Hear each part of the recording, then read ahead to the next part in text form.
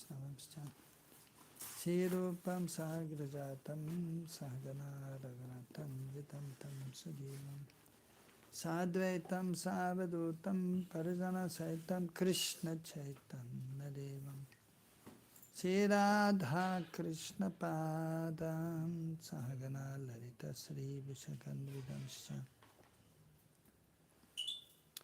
He Krishna Karuna Sindhu Dinabandhu Jagatpate Gopesha Gavigaganta Radha Kanta Namastute Tapta Kanchana Gaurangi Radhe Vrindavaneshwari Brijabano Sare Devi Pranamami Hare Priye Vanchakalpatarubhascha Kripa Sindhu Vyevacha Paritanam Pavanebhyo Vaishnavebhyo Namo Sri Krishna Chaitanya Prabhu Nityananda Sri Advaita Gadadara Shivajadi Gaura Bhakta Vrinda Hare Krishna Krishna Krishna Hare Hare Hare Rama Rama Rama Hare Hare Hare Nama Eva Kevalam Kolam Nasti Vanasti Vikatiranyata. Reading from Jaiva Dharma, Nitya Dharma and Sadhana.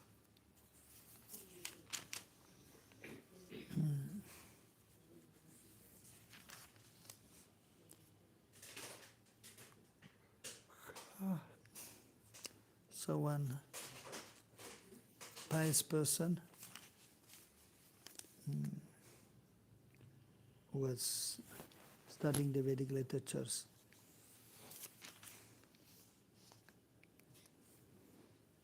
his name was Brajanath. So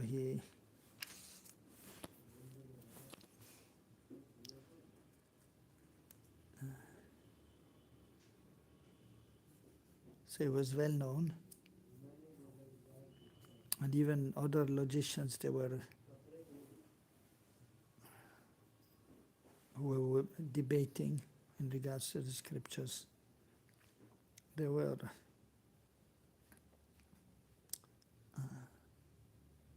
very uncomfortable in his presence because he was so expert in debate. But so, by the mercy of the Lord, as Brajanath, he heard about Nimai Pandit, who was in his childhood also a great logician, expert in Nyaya Shastra. Of course, that is the Lord's pastimes. And then he heard that Nimai Pandit, he also gave up a pursuit of Nyaya Shastra and teaching that, and he became devoted to the Lord. So that made him very curious, and he became very much attracted to Gaurahari, Sri Chaitanya Mahaprabhu, Nimai Pandit.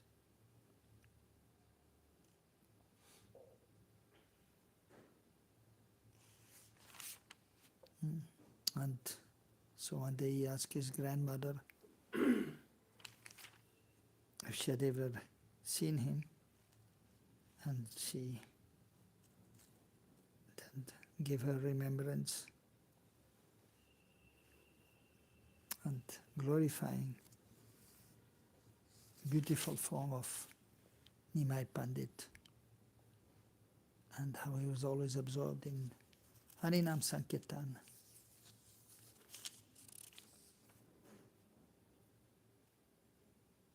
And she was very much also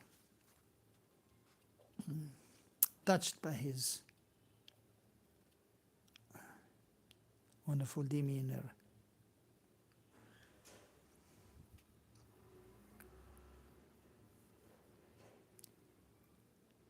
So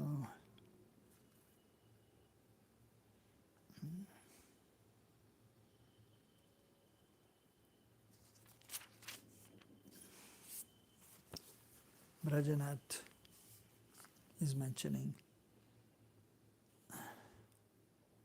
There are many Vaishnavas in Sri Mayapur at Kolabanga Danga, where Chandkasi broke the Mridanga to stop the Sankirtan, and at Vairagi Danga, the place of Vaishnava asceticism. I feel happy and purified at heart when I see the radiance of their faces. But amongst all those devotees, it is Sri Raghunath Das Babaji Mahashaya who completely captivates my mind.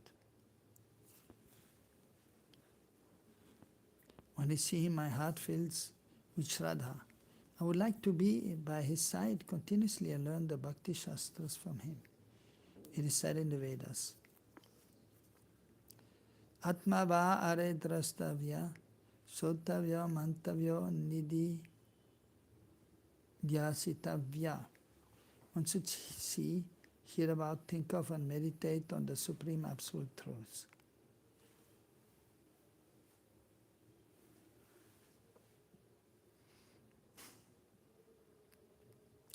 And his mantra, the word mantavya means to be thought of, to be considered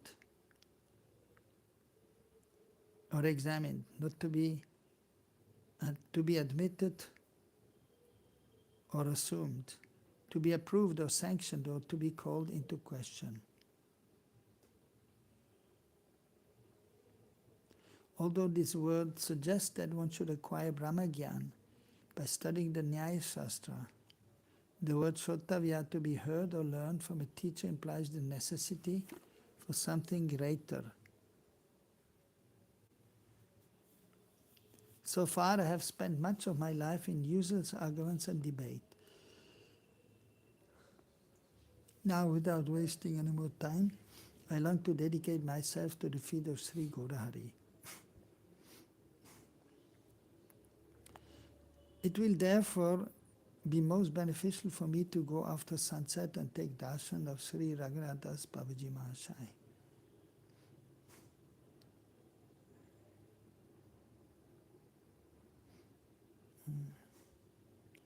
Brajanath set out for Sri Mayapur at the close of day. The sun was rapidly vanishing below the western horizon, but its crimson rays were still dancing amidst the treetops. A gentle breeze blew from the south and birds flew in various directions, returning to their nests.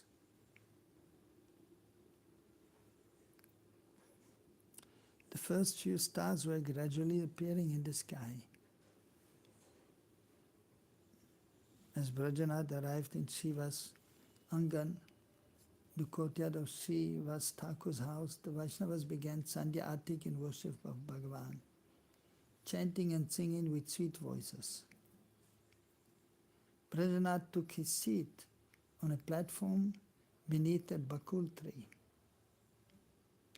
His heart melted as he heard the Arti Kirtan of Gaurahari.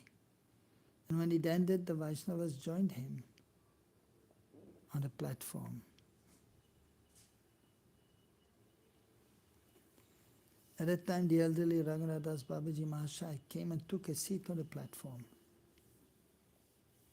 chanting Jaya Sachinandana Jaya Nityananda Jaya Rupa Sanatana Jaya Dasa Goswami. As he did so, everyone rose and offered him Dandavat Pranam, and Brajanath also felt compelled to do the same. When the aged Babaji Mahashaya saw the extraordinary beauty of Brajanath's face, he embraced him and requested him to sit by his side. "Who are you, my son?" asked Babaji. Brajanath replied, "I am one who is thirsting for the truth, and I long to receive some instructions from you." The Vaishnav seated nearby recognized Brajanath and said, "His name is Brajanath Nyaya Panchanan. There is no scholar of Nyaya equal to him in all Navadvip, but now he has developed some faith in Satchinandan." Hearing of Brajanath's vast erudition, Delhi Babaji said courteously, "My dear son, you are a great scholar and I am a foolish and wretched soul. You are resident of the holy Dharma of our Satyanandan, and we are therefore objects of your mercy. How can we instruct you? Kindly share with us some of the purifying narrations of your Gauranga and pacify our burning hearts. As Babaji Maharaj and Brajanath conversed in this way, the other Vaishnavas gradually arose and dispersed to resume their respective services. Brajanath said, Babaji Maharaj, I was born in a Brahmana family, and as a result, I am very proud of my learning. Because my egoism of high birth and knowledge, I think this earth is within the grip of my hand. I have no idea how to honor sadhus and great persons. I cannot say by what good fortune I have awakened faith in your character and behavior.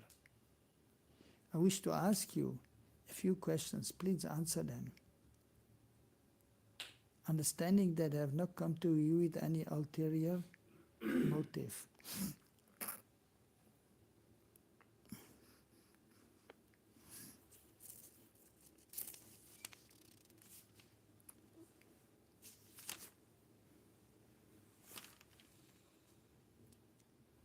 Brajanath then asked Babaji Mahashaya fervently, kindly instruct me, what is the Jiva's ultimate goal of life, sadhya, and what is the means, sadhana, to attain that goal? While I was studying the Nyaya Shastra, I concluded that the Jiva is eternally separate from Ishvara, and that the mercy of Ishvara is the only cause of the Jiva's obtaining mukti.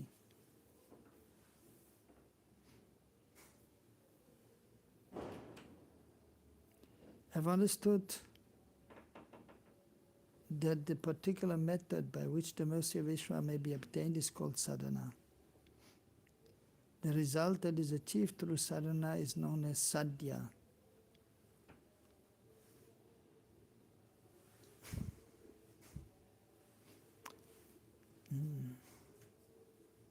I've probed the Nyaya Shastra many times with the inquiry as to what are sadhya and sadhana. However, the Nyaya Shastra remains completely silent on this point.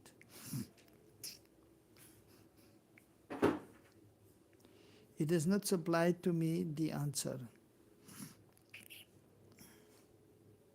Please tell me your conclusions regarding sadhya and sadhana.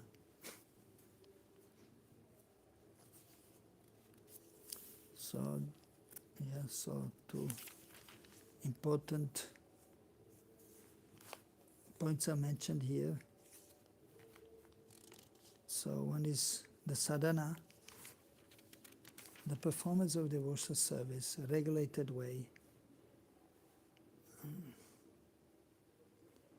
So the practice. So sadhana may not only be in regards to devotional service, but it is spiritual practice.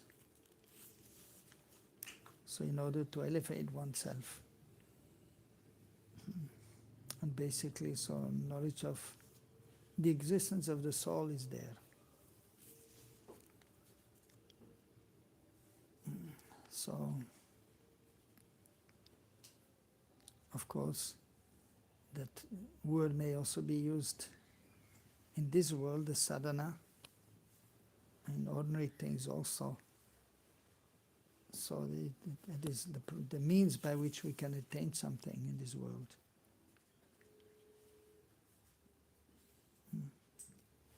But for those who are studying the scriptures, mostly sadhana refers to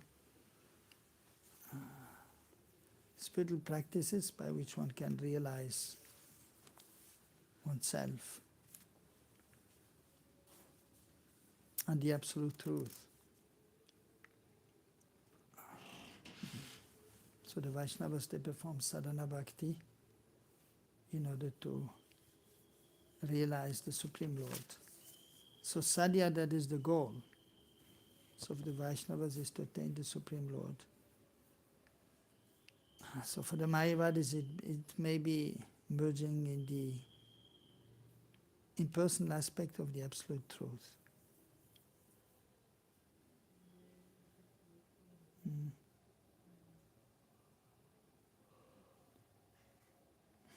So here, Prajanati was studying Nyaya, logic, as part of his study of the Vedic literatures.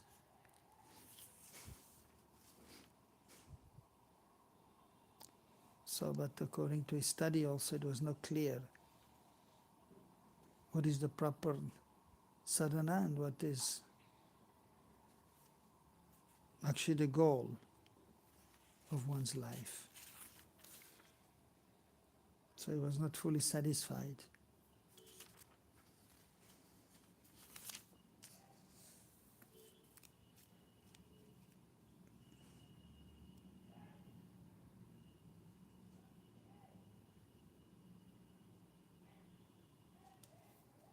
So he had some understanding of the absolute truth of Ishvara, the Lord, and that in order to become liberated, one needs the mercy of the Lord. But it was not clear to him.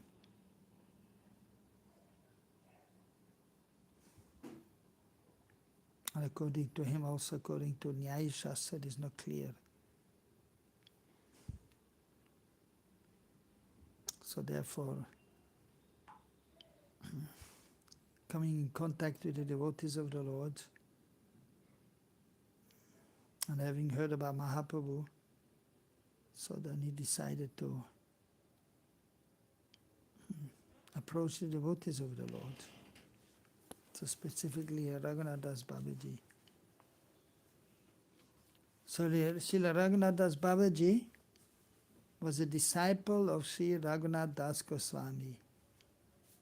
So Raghunath Das Goswami, one of the 6 Goswamis. And Raghunath Das Babaji was disciple of Raghunath Das Goswami. And he was not only an erudite scholar, but also a self-realized saint. He had lived for a long time at Radhakund under the shelter of Sri Das Goswami's lotus feet. So Sri Das, that is Raghunath Das. And every afternoon he had heard from him the pastimes of Sri Chaitanya Dev. Raghunath Das Babaji would regularly discuss philosophical truth with Krishnadas Kaviraj Maharaj. So that refers to Mahashai, Krishnadas Kaviraj Mahashai. So that refers to Krishnadas Kaviraj, who wrote the Chaitanya Charitamrita and Govinda Lilamrita.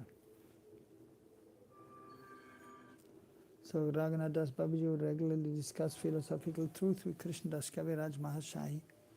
And whenever some doubt arose, they resolved it by inquiring from Sri Das Goswami.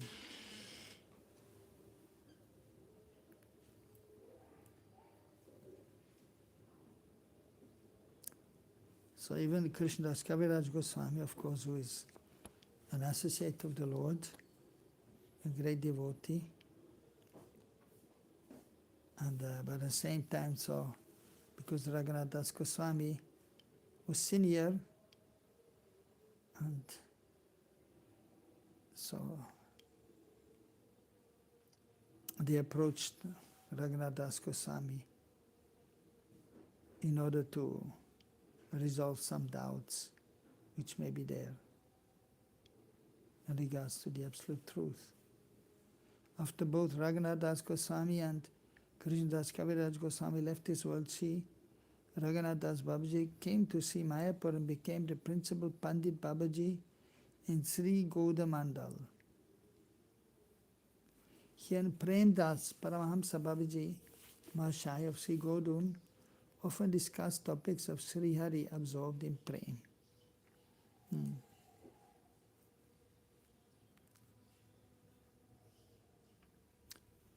So Prem Das Babaji, so he was, as we have read here, from the beginning. He was well respected. And so many Vaishnavas came to him for guidance. So then similar here, Raghunath Das Babaji, we can see also became well known in Gormandal, in Navadvip, and many devotees took shelter of him.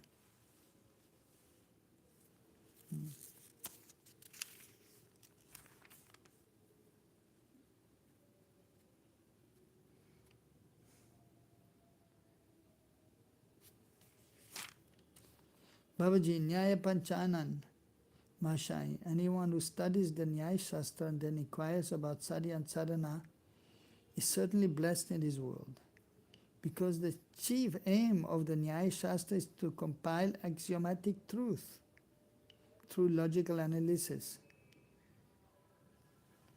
It is a waste of time to study the Nyaya Shastra just to learn how to engage in dry argument and debate.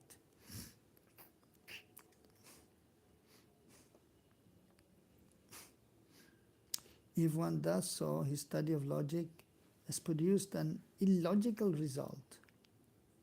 His labor is futile and he has spent his life in vain.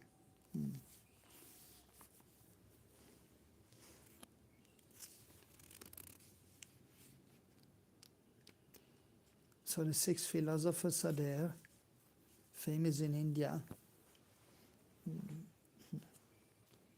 And the 6 philosophical theses are there, understandings are there.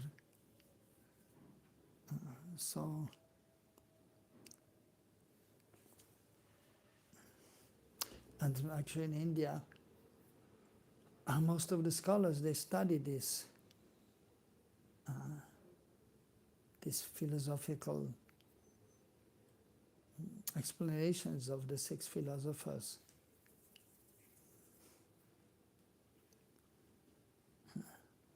So, but as explained here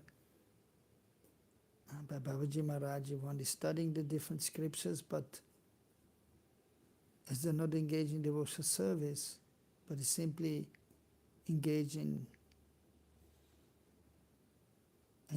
debates and dry arguments, then it is practically a waste of time and labor.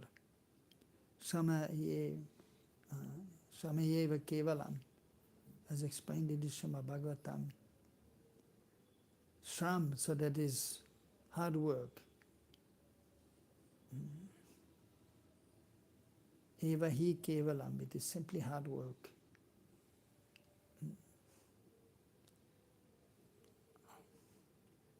So that has been explained at the beginning of Bhagavatam.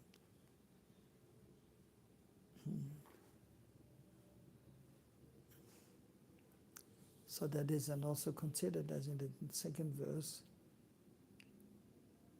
If one is studying the scriptures but does not come to the understanding that one should worship the Supreme Lord, that we are part and parcels of the Supreme Lord. And if one is then speaking about Dharma, that is Kaitava Dharma, cheating religion.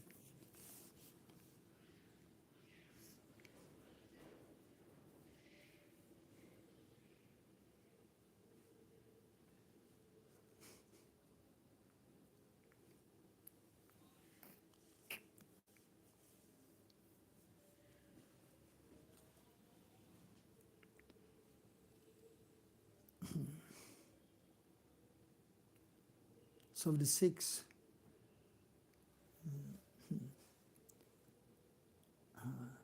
scholars, so Vedavyas is there, most famous, who divided the one Veda in 4 and who compiled Vedanta Sutra. And he, of course, gave the understanding of the absolute truth in personal form.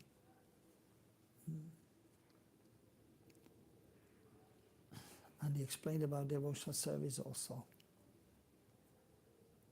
So therefore he's most accepted. And actually all great philosophers, all those following the Vedic literatures, they accept him as spiritual master, and he's worshipped, respected, and every year Guru Purnima is there when we observe the Kartik Vrat, the Chaturmas Vrat. So everyone is respecting Vyasadeva. All the Vaishnavas, all the scholars, even the Mayavadis, and those who are following Karma Kanda. So practically everyone is respecting Vyasadeva.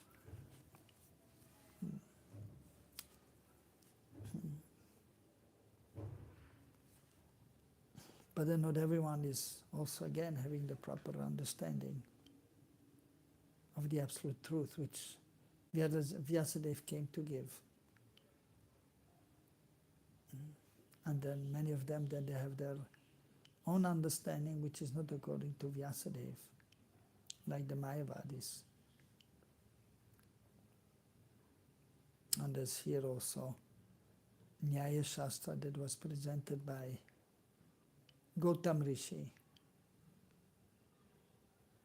And then Vaisheshika, the analytical study also of all the material elements. And the scholar was Kannada.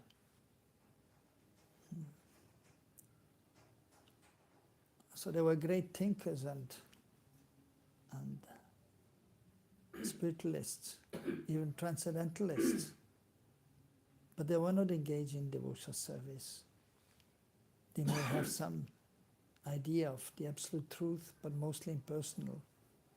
Or if, and to some extent, accepting the personal aspect of the absolute truth, but they were not engaged in devotional service. So, Gautam and Kannada, they were doing the analytical study of the elements of this world and through logic. So Nyaya and Vaisheshika. And then second is in regards to yoga, connecting with the absolute truth. Again, by means of studying the scriptures. And there also Sankhya is there, and there are two persons with the same name, Kapil Dev, who are propagating this Sankhya philosophy. One was an impersonalist, which nowadays those who are studying the 6 philosophies, they are mostly referring to Kapil Dev, the impersonalist.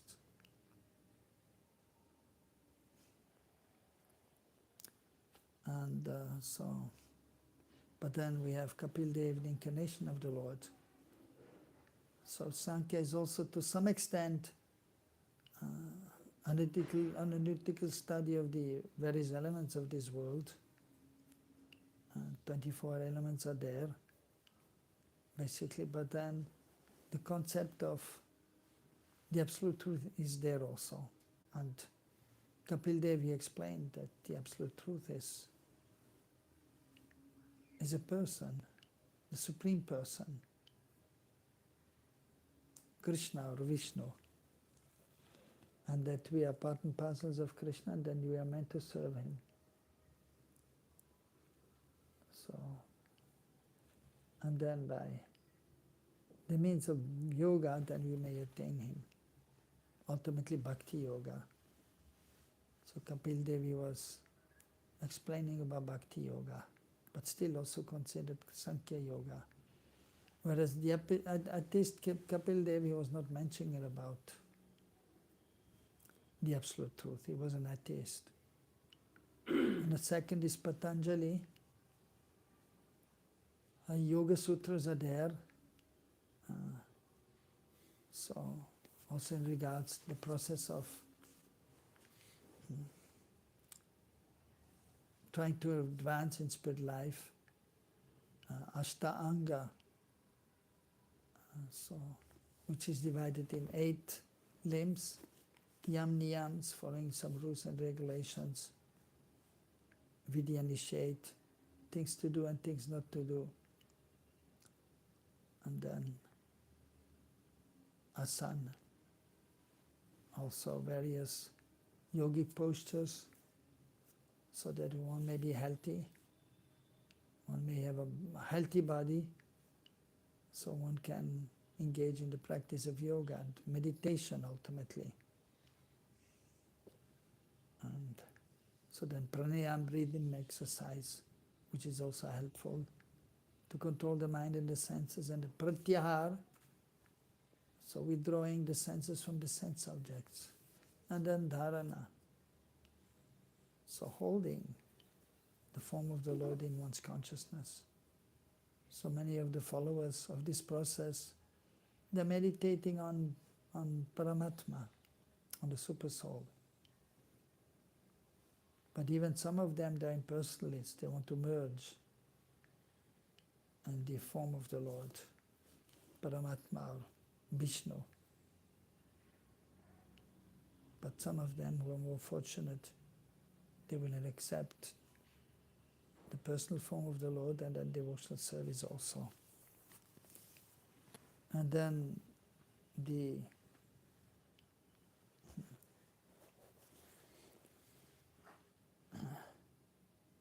two philosophers, Jaimini Rishi and Vedavyas, who absorbed in study of the Vedas, Vedanta. But there Jaimini, he was more also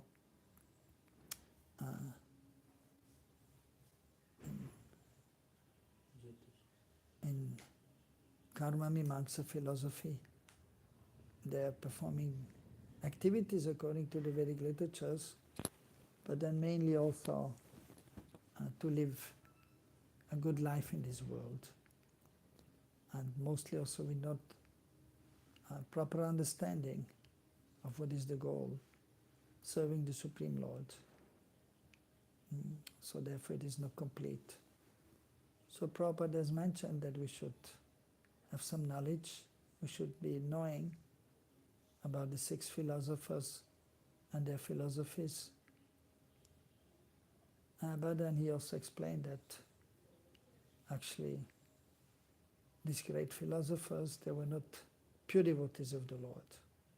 Of course, except Vyasadeva, who is an incarnation of the Lord, and Kapil Dev, who is also an incarnation of the Lord.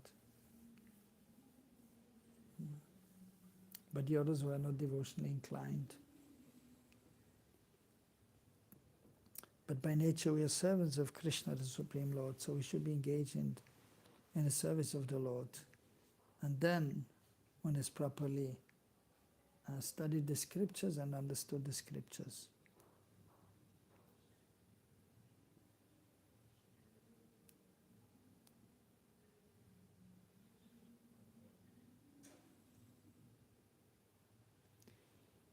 Sari means the truth tattva that is attained by undertaking a specific practice. The practice is called sadhana, and it is the means that one adopts to obtain that sadhya goal.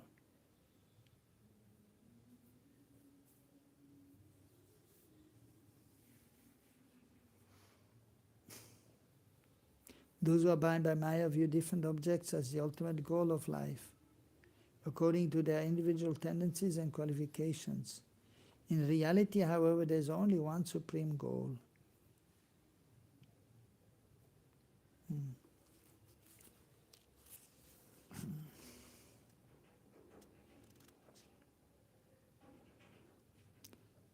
The 3 goals that one may try to attain, and different individuals will choose one or the other, according to their tendency and adhikar, eligibility. These 3 goals are bhukti, material enjoyment, mukti, liberation, and bhakti, devotional service. So that is there also by those who study the scriptures, the Vedas. Some are inclined towards bhakti, although studying the scriptures, the Vedic literatures, but they don't have the proper understanding ultimately. And mukti, liberation, those who want to merge in the impersonal aspect of the absolute truth. And those who want to become free from this entanglement of this material world.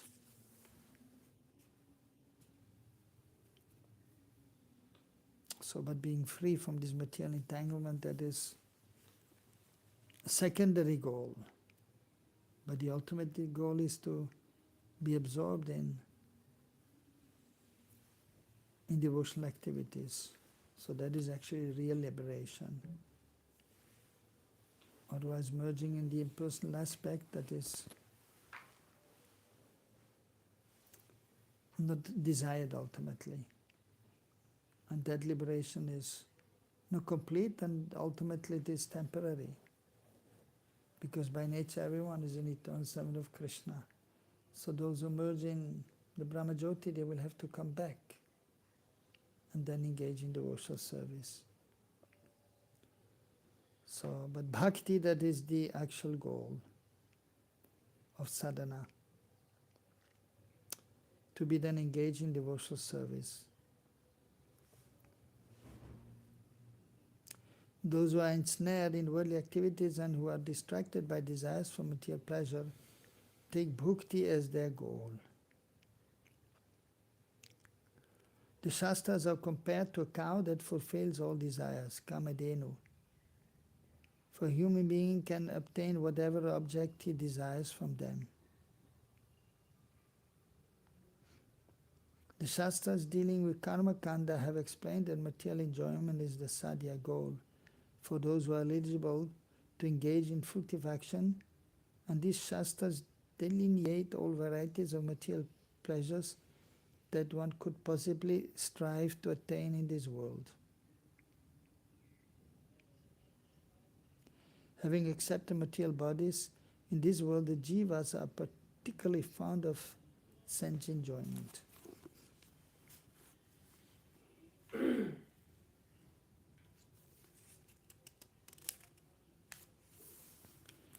The material world is an abode to facilitate enjoyment through the material senses.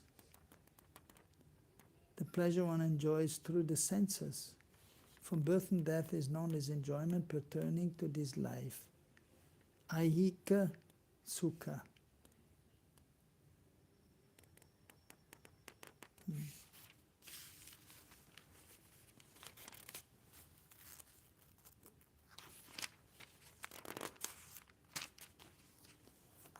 There are many different types of sensual pleasure that one may enjoy in the state one attains after death.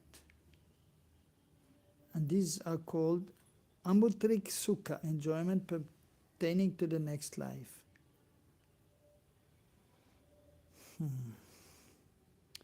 So, for example, the pleasure of the celestial sphere include residing in Svarg, the high planets, or Indralok, the planet of Indra, and witnessing the dancing of the celestial society girl as apsaras, drinking the nectar of immortality. So these are higher pleasures than in this material world here, on our planet here. Bhumandal, Earth planet. So many they, of course, so especially previously, the desire was there to go to the heavenly planets.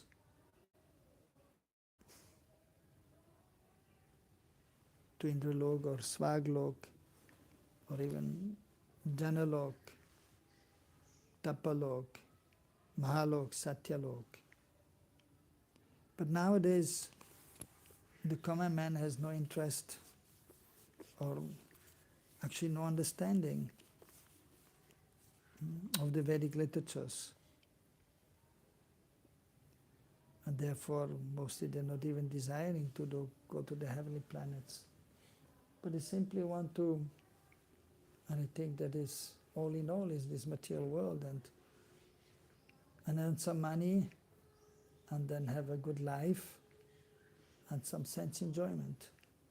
So have a good place to stay and sufficient money to buy whatever one needs. So that is ultimately, nowadays, the goal of the majority of the people. Nowadays, even less people are interested in going to the heavenly planets or trying to attain the heavenly planets.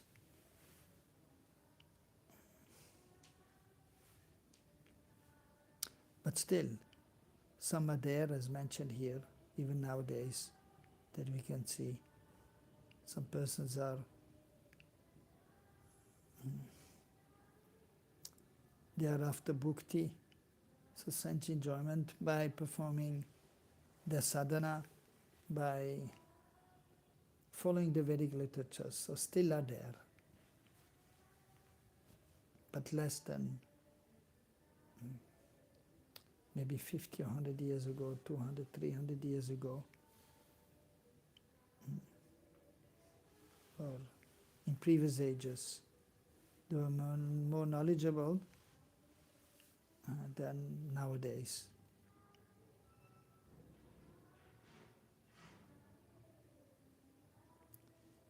So in the higher planets there's better enjoyment than on this planet. In the higher planet one lives longer. In the higher planets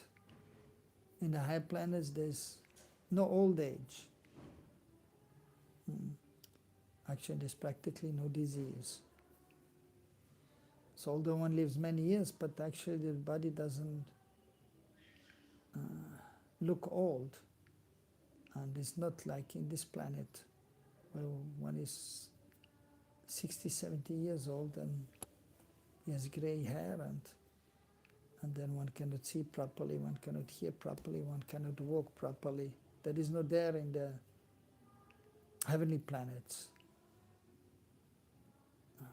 Even though they may be old according to material calculation, but the body is still youthful and still they can enjoy. And then they have so much sense gratification is available there.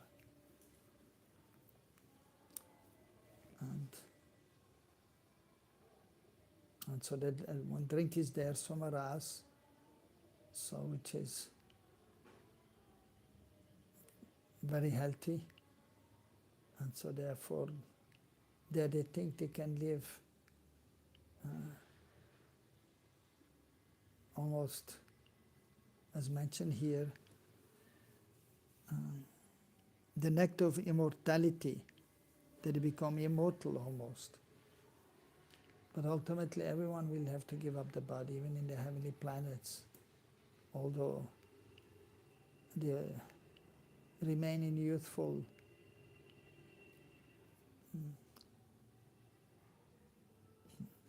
form. But one day they will have to give up the body also, of a demigod. And ultimately they know, but even as here, everyone knows that one day I will have to give up this body. But nobody is bothered about that. And they try to enjoy as much as possible.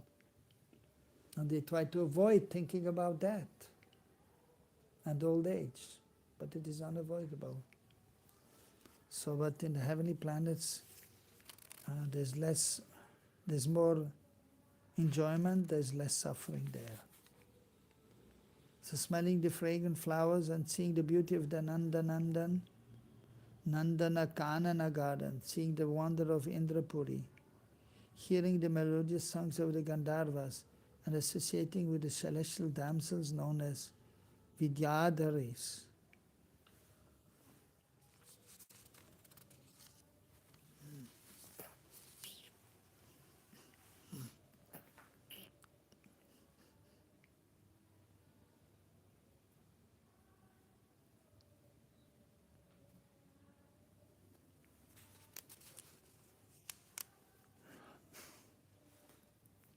Above Indralok, in succession, are the planets of Mahalok, Janalok, Tapalok, and finally Brahmalok, the highest planet in the material universe. The Shastras give fewer descriptions of Mahalok and Jalalok than of the celestial pleasures in Indralok, and fewer descriptions still of Tapalok and Brahmalok. In contrast, the sensual pleasure of this earth planet Burlok is extremely gross. The rule is that the higher the planetary system, the more subtle are the senses and their objects. This is the only difference between these realms. Otherwise, the happiness available on all these planets is merely the pleasure of the senses, and there is no happiness other than this. Spiritual happiness, Chit Sukh, is absent on all these planets, for the happiness found in such planets is related to the subtle body, which consists of the mind, intelligence, and ego, and is merely a semblance of pure consciousness. The enjoyment of all these types of pleasure is called bhukti, and the sadhana for the jivas trapped in the cycle of karma consists of the activities they adopt to fulfill their aspiration for bhukti. It is said in the Yajurveda. Sargo kama ashmavedham yajeta. Those who desire to attain the heavenly planets should perform the Ashramedha Yajna.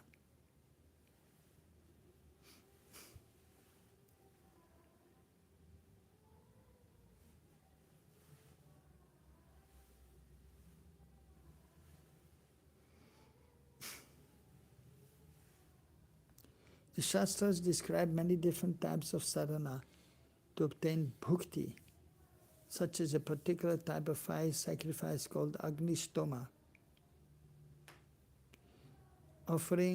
Oblations offered to a certain class of devatas. Digging wells, building temples, and performing similar beneficial works for others, and ceremonies performed on the days of the new and full moon. Bhukti is the object of attainment, sadhya, for those who aspire for material enjoyment. So that is there in the scriptures. And so sadhana is there in order to obtain bhukti, some kind of enjoyment in this world. So that is the goal of many persons. And so here, so yagyas may be there, but then digging wells, building temples, that is seen also nowadays. So also opening hospitals and so on. So these are pious activities, but many people, they do that to get some recognition, and then there is also kind of sense enjoyment for them. So that is quite common also in this world.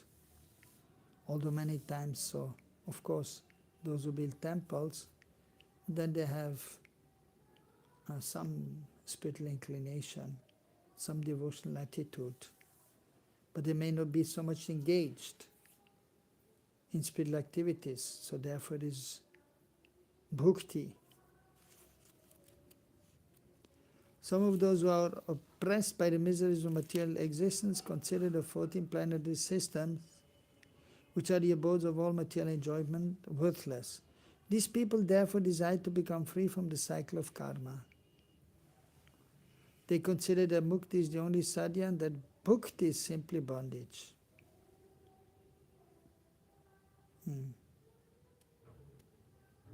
Such people say those whose inclination for material enjoyment has not yet waned may realize their goal of bhukti by following karma kanda. However, Bhagavad Gita states, Kshinne punyamatyalokam vishanti. When the pious courages have been exhausted, they again enter the planets of mortality. So those who are understanding that sense gratification is not all in all, and that sense gratification is binding one to this world, so they will give that up, and they desire mukti, liberation from this entanglement.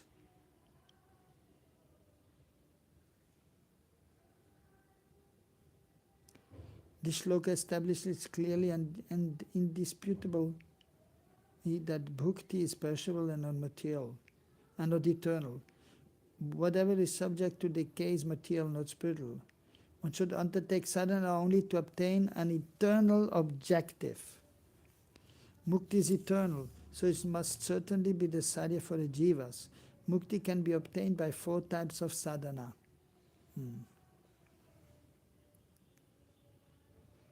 So these are discriminating between eternal and temporary objects, renouncing enjoyment of the fruits of this world and the next.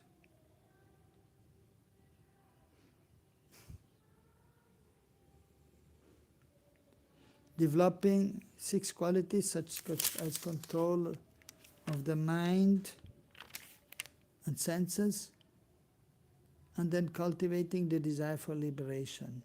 These 4 activities are the true sadhana. So for those who want mukti. So first one is to discriminate between what is eternal and temporary.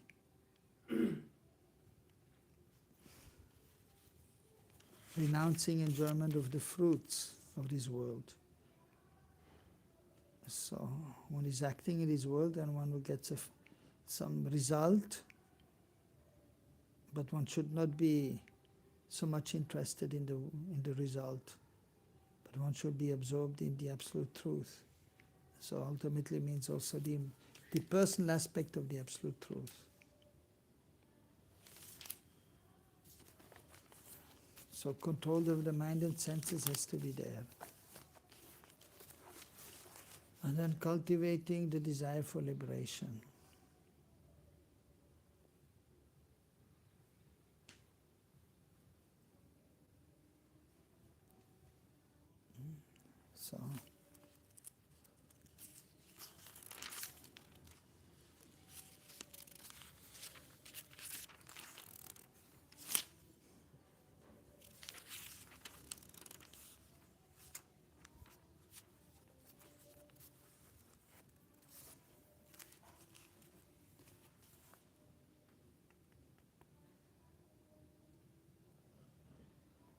So of course then the ultimate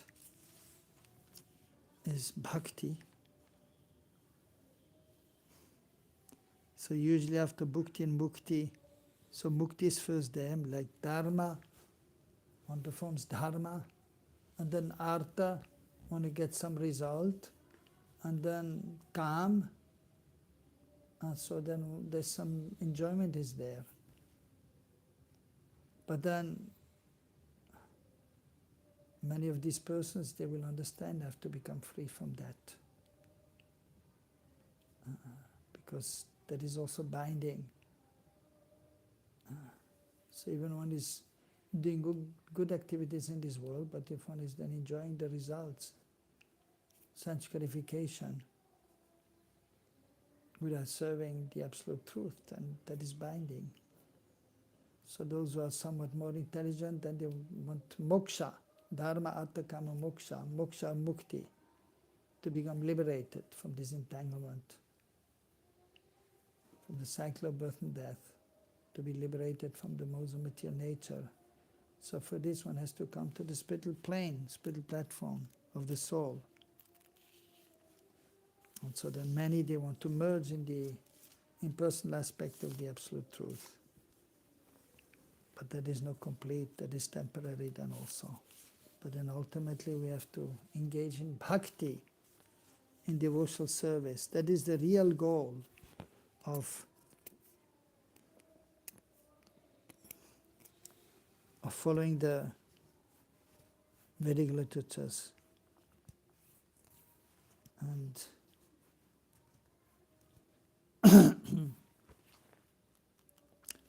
so one has to be engaged in bhakti.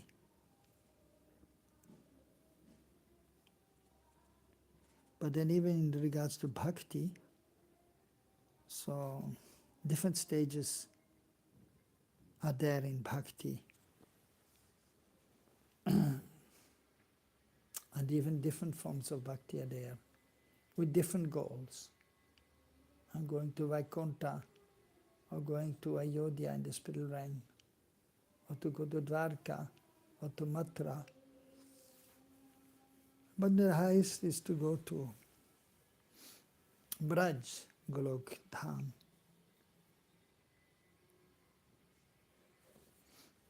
So bhakti is also vast subject matter. Of course, even sometimes when the word bhakti is used, so some devotion, even someday we'll have devotion for the demigods, but that is not really bhakti. Bhakti followed Indra, that we cannot say. Bhakti is ultimately only to be used for Krishna, the Supreme Lord, or the various incarnations.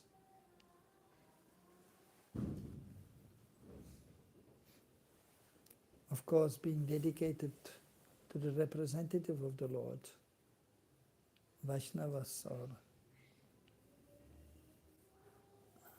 Shuddha Bhaktas, the pure devotees, the representative of the Lord, Diksha Shiksha Guru. So then it may be also Guru Bhakti. And if we see Lord Shiva in that sense, as a pure devotee, then so he is Guru also. And then we may use the word Bhakti, Shiv Bhakti, seeing him as the representative of the Lord, the pure devotee of the Lord.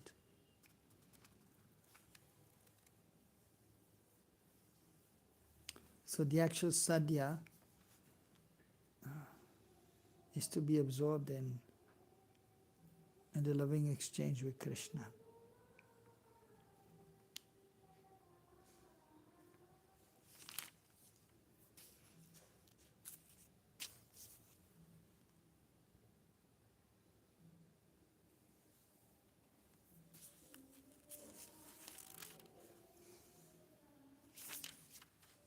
Any question?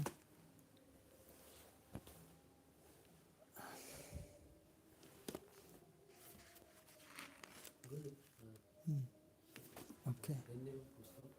जैसे ज़्यादातर ग्रंथों में भक्ति ही उत्तम बताई गई है. भक्ति उत्तम भक्ति. जी, मतलब भक्ति को ही उत्तम बताया गया है, जैसे ज्ञान कर्म ऐसे, और इसमें भी मुक्ति, और इसमें भी भक्ति के बारे में. तो जैसे पढ़ने के बाद भी कई लोगों की इच्छा जैसे मुक्ति की ओर क्यों रहती है, या मतलब उस तरफ क्यों रहती है, जब ग्रंथों में शास्त्रों में लिखा हुआ है कि भक्ति ही सर्वश्रेष्ठ या उत्तम. So your question is in regards to bhakti, and it is mentioned in scriptures one should perform bhakti, and especially also uttam bhakti, pure devotional service. Anyabilashi sunyam jnana karmanavritam anukovina krishna anushilanam bhakti uttamam, uttam bhakti. So anukul should be favorable towards Krishna. And Krishna Shrilinam, as Krishna wants, that is Uttam Bhakti. Anyabilashita Shunyam, having no desire except to please Krishna, as Krishna pleases. Jnana karma navritam, it should not be covered by jnana and karma. So karma yoga, jnana yoga. Bhukti or mukti should not be there. So, yes, and you can see practically many perform devotional service, but then still they desire some enjoyment in this world. So, but the point is that actually it is difficult to become completely free from material desires, or to give up sense enjoyment. So desire may be there, but we should then not try to fulfill the desires, material desires, for sense gratification. So that we have to understand. And sometimes, of course, one wants to be liberated from this material suffering. So, but the devotee ultimately simply wants to be engaged in devotional service, and then so much satisfaction will be there. And that is real sense enjoyment, and when Krishna's senses are served and Krishna is pleased, then we will be pleased also. And then when we are fully absorbed in bhakti, then automatically we are free from material existence. So bhukti is included in bhakti, and mukti and bhukti are included in bhakti, and then is real enjoyment is there and real liberation. But if bhakti is not there, if the Lord is not there, then Bhukti, it is material. Or it is external. Even some lip service may be there. Similarly, if Krishna is not the object of one's endeavors in studying the scriptures, so if one is not having the proper understanding, so that is also then no complete jnana. Vairagya Vidya, Nija Bhakti Yoga, Chaitanya Mahaprabhu came to give bhakti ultimately, but he also taught that we have to become detached. Vairagya has to be there, tapasya has to be there. And vidya, one has to gain knowledge from the scriptures, and so from the spiritual master. The essence, we should then get the essence of the knowledge of the Vedic literatures. So, but it is not easy. Sarva parivinaya bhakta tat paratvera niyamaram rishikesha rishikesha sevanam bhakti ruttamam. We should give up all upadi. I'm this, I'm that. I'm president, or I'm the best book distributor, I'm head pujari. No, we are simply servants of the Lord. So that has to be there, the proper understanding, proper mood. But it's not easy. Easier to say than done. So, but we try to be engaged in pure devotional service, but it's not, it is rarely achieved.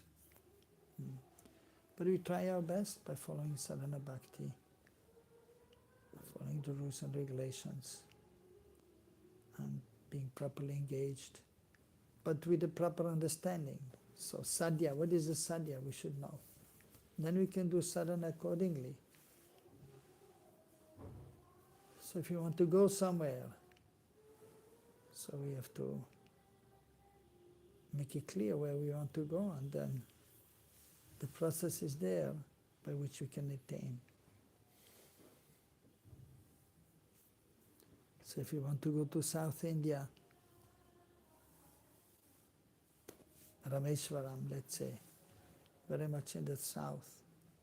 Okay, we'll go there, we know where it is. And then the process is there, how to go.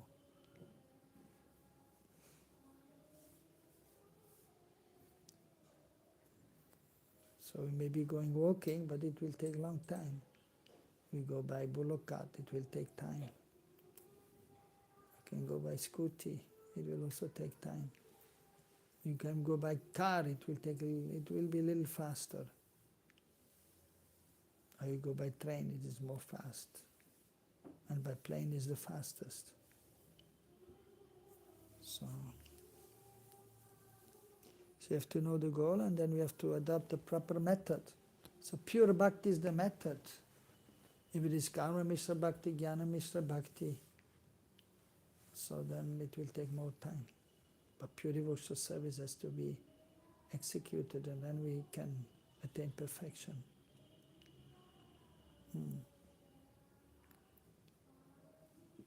So question was there how to learn shlokas, how to remember the shlokas, important shlokas. So actually it is a matter of endeavor, matter of practice. So those who are intelligent, they will learn shlokas. That is a great help. Just like praying to the deities, we should recite some prayers. So recite some shlokas. And then we should know the meaning also.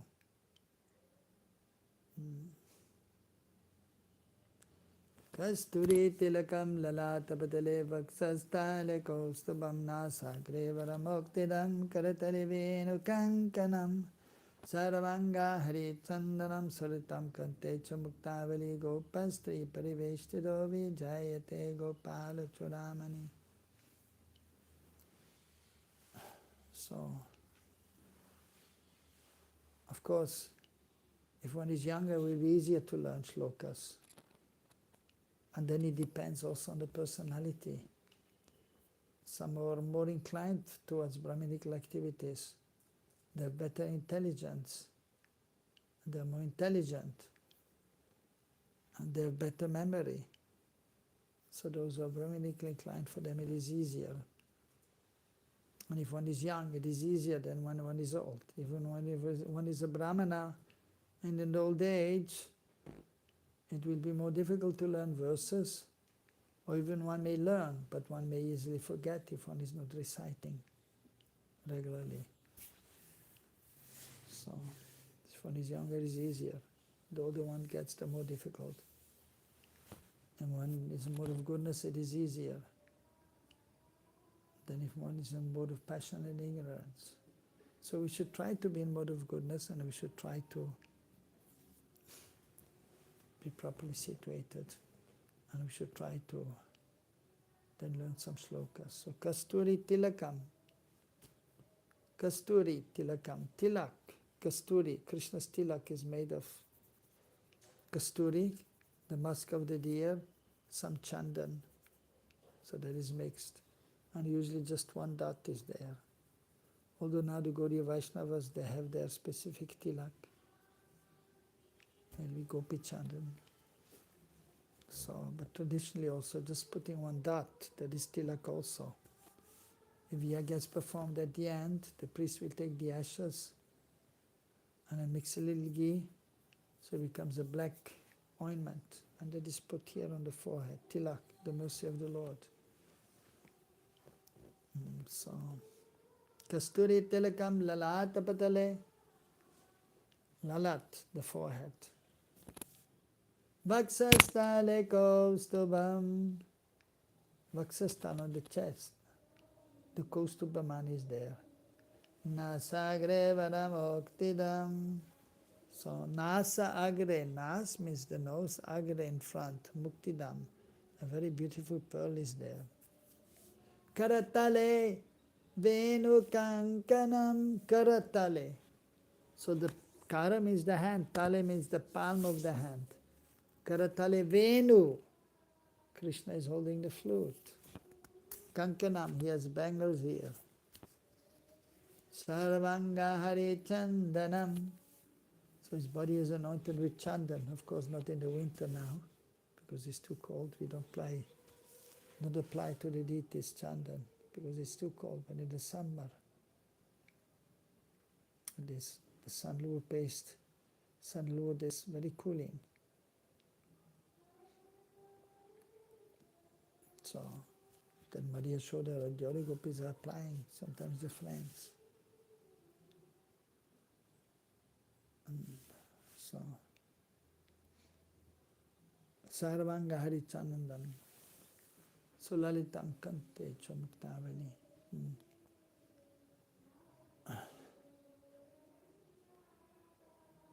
Kante, Muktavali. So Mukta means a pearl. There's a pearl necklace here. Gopastri Parivestito. Gopastri, the damsels, the wives of the Gopas, Parivestito, he's surrounded by them, Krishna. Gopala Choramani is the foremost of the Gopas, the cowherd men or boys. So and his most beloved are the gopis, and amongst them Srimati Radharani.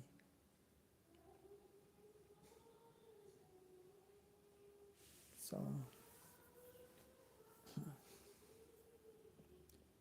as if we endeavor and we try to learn the meeting, and if we practice every day, then we can remember. So we read, and then we try to do the word for word also. We read a few days and it'll be there. Or you can write it on a piece of paper. And you can keep it in your somewhere pocket. Or you have the zip with the bead bag, keep it there. And then, throughout the day, take it out and you read. Kasturi tilakam larata parali. And when you do every day, after a few days you will be knowing. But then you have to keep reciting. So therefore, seeing one's position, ability, we should do accordingly. So we should try to learn the verses, and the most important verses of Bhakti Rasa, of the nectar of devotion, nectar of instruction, Bhagavad Gita. So first we have to learn the shlokas, Srimad Bhagavatam also. And then later on, Chaitanya Charitamrita and other books of the Goswamis, which will help one, like this book, Jaiva Dharma, so which will help one to advance more and more. So shlokas are a great help to be focused, to understand what is the sadhya, the actual sadhya, what is the goal in our Gaudiya Vaishnava Sampradaya. It's not that we just chant Hare Krishna and you go back home to Godhead. So where you want to go? So Prabhupada makes some general statement for the general devotees, but then specific statements are there also where we want to go.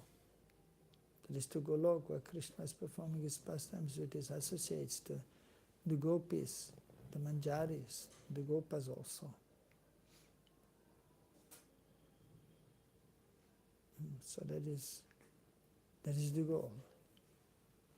Braj Bhakti. So he came to give Braj Bhakti. Chaitanya Mahaprabhu.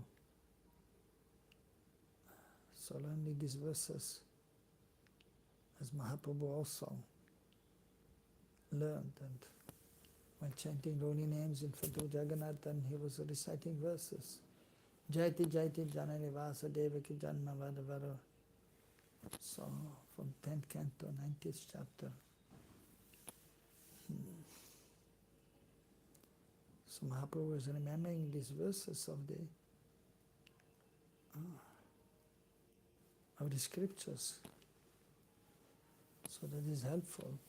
So it is a matter of endeavor, it is a matter of practice, and then one can learn. Especially when one is younger. When one is older, it's a little more difficult, but still by practice, then you can do it. Like you do some yoga exercise also, or you do some exercise, so you may remain fit even when you get older.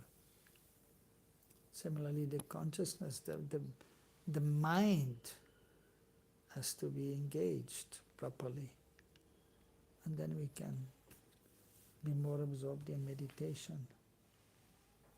So these verses are important, many verses are there, and basically not so difficult if one is Brahmanically inclined.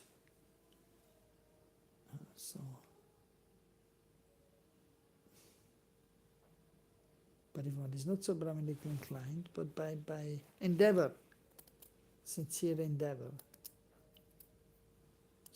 and then Krishna will help. Then we can learn slokas, we can recite slokas, and that is very helpful. So trying to see the word by word is also important. Sarva dharman parijyaja mam ekam saranam vaja. Aham tam sarvabhebhyo mokshashim masuchaha.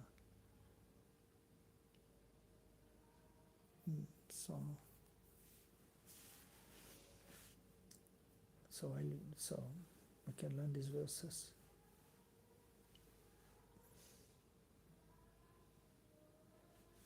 Give up all kind of religion, be surrendered to me.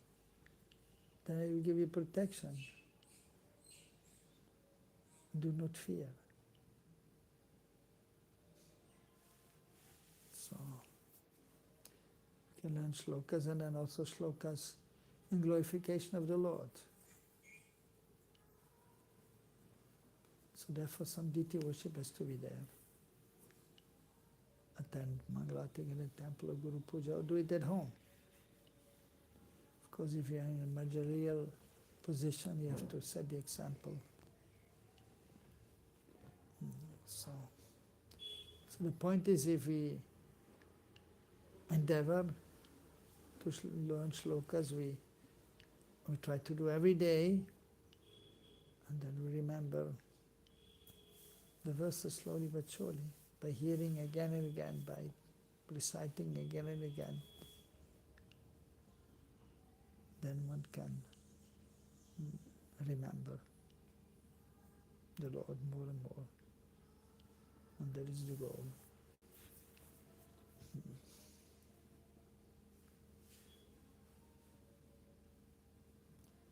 And so Krishna, so that is one of the limbs of devotional service, Vandanam, offering prayers. We offer prayers by the previous acharyas. Mostly. Beautiful prayers are there. In glorification of Mahaprabhu, glorification of Radha Krishna. So then similarly, so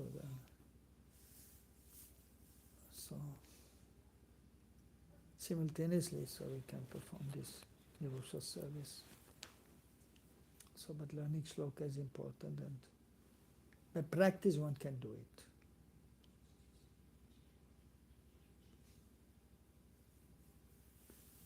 Hare Krishna.